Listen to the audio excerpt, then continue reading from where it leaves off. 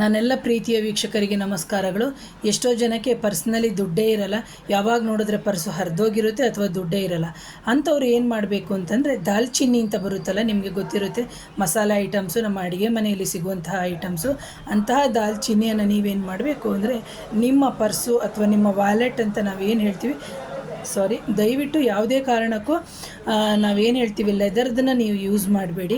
ಕಾಟನಲ್ಲಿ ಬಂದಿರುತ್ತಲ್ಲ ಇತ್ತೀಚಿನ ದಿನಗಳೇ ಚಿಕ್ಕದು, ಅಂಥದ್ರಲ್ಲೇ ನೀವು ಅದಕ್ಕೆ ನಿಮ್ಮ ಕೈಲಾದಷ್ಟು ಹಣವನ್ನು ಹಾಕಿ ದಾಲ್ಚಿನ್ನಿಯನ್ನು ನೀವೇನು ಮಾಡಬೇಕು ಅದರಲ್ಲಿ ಇಡೋದ್ರಿಂದ ನಿಮಗೆ ಹಣದ ಅಭಿವೃದ್ಧಿ ಆಗುತ್ತೆ ಅಂತ. ಸೊ ಇದನ್ನು ನೀವು ಯಾವಾರ ಮಾಡಬೇಕು, ಗುರುವಾರ ತಪ್ಪಿದರೆ ಶುಕ್ರವಾರ ಮಾಡಿ. ಆ ನಂತರದಲ್ಲಿ ಆ ಪರ್ಸ್ನ ನೀವು ಇಲ್ಲಿ ಬ್ಯಾಗ್ ಒಳಗಡೆಗಾದರೂ ಇಟ್ಕೋಬೋದು, ಅಥವಾ ಪ್ಯಾಂಟ್ ಜೋಬಲ್ಲಾದರೂ ಇಟ್ಕೋಬೋದು, ಅಥವಾ ಲೇಡೀಸು ನಮ್ಮದು ಪರ್ಸ್ ಅಂತ ಏನಿರುತ್ತೆ ಅಂಥದ್ರಲ್ಲಿ ಇಟ್ಕೋಬೋದು.